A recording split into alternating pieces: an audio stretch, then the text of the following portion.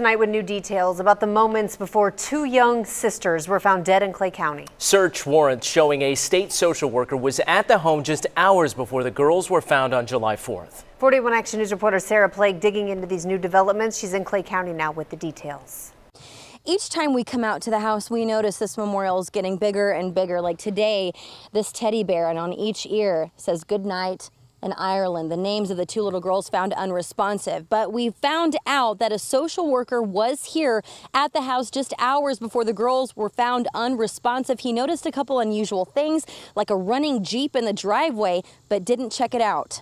This search warrant shows that Jenna Bodecker claims she, quote, dozed off for just a second in her silver Jeep where she took her daughters to sleep after a fight with her husband the night of July 3rd. She says she woke up the next morning and they weren't breathing. The search warrant says Bodecker told investigators her husband left between 3 and 4 a.m. to get gas and cigarettes. She says, quote, he was in the field with some girl and never came back. I had the babies in the car because I didn't want them to hear us argue.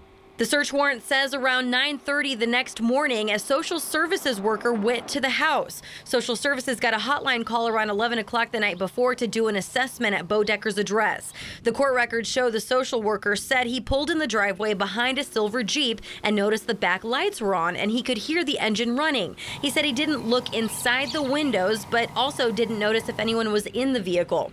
He says he could see inside the house through the screen door and knocked 3 times, but no one answered. He went back to his car, waited a few minutes, then left. Bodecker says she woke up in the Jeep to find her girls unresponsive and rushed them to the neighbors for help. The paramedics got there around noon. Before this incident, she had a run-in with Kearney police. That report is not available to us because it was turned over to the Clay County Sheriff's Office, who was in charge of the case. Sarah Plake, 41 Action News. Investigators have not yet said how the girls died. They are still waiting on an autopsy result. Jenna Bodecker is now facing charges, though, related to a fight she had with her husband the night before the girls died. But she is not charged in connection to their deaths.